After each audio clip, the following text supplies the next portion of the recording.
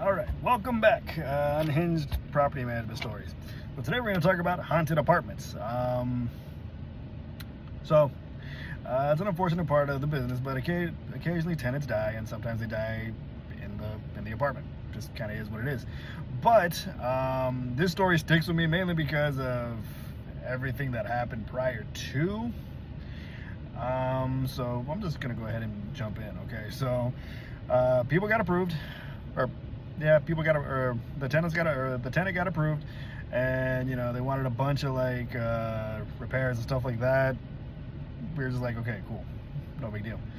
So we got it done, right? Then after they move in, about 3 days later, I get a maintenance request. So I send it off to my handyman, and usually if I don't hear anything within 24 hours, in most cases that means it's been taken care of. Okay. Well, 3 days later, I'm sitting at lunch, or I go to lunch with my dad, and he says, "Hey, so the tenant in that tenant in the apartment passed away." And I'm like, "Oh, okay." And he's like, "Yeah, Edinburgh PD called me this morning because they had to go out there and do a wellness check." And I was like, "Wait a minute, in the apartment?" And he's like, "Yeah, he died away. He passed away in the apartment." I'm like, "Oh, okay. Well, that's interesting."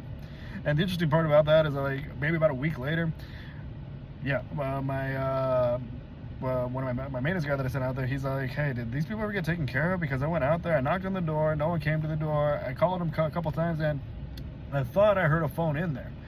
But I figured, they forgot their phone at the house. They were taking a nap in the bathroom, so they call me call me back, right?" And I told him what happened. He's like, "Oh, well, that explains a lot." But anyway, so the apartment went vacant for maybe like 6 months, and then someone moved in, and to everyone that I showed it to, I was upfront with them. I told them, "Hey, just so you are aware, someone did pass away in the apartment. Just, giving you that forewarning, for the people that are like superstitious and stuff." And the family that ended up moving in, well,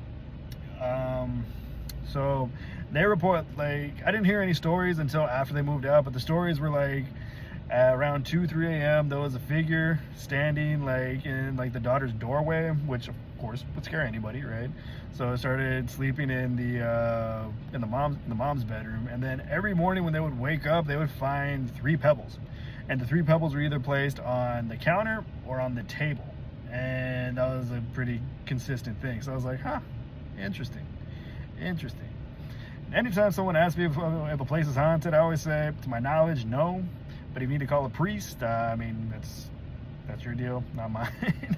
I also used to manage an apartment, actually, that every time we would go back into it was built next to a cemetery, right? So every time I would go into the backyard and show the backyard, I would be like, "You have a nice spacious patio, and you have some really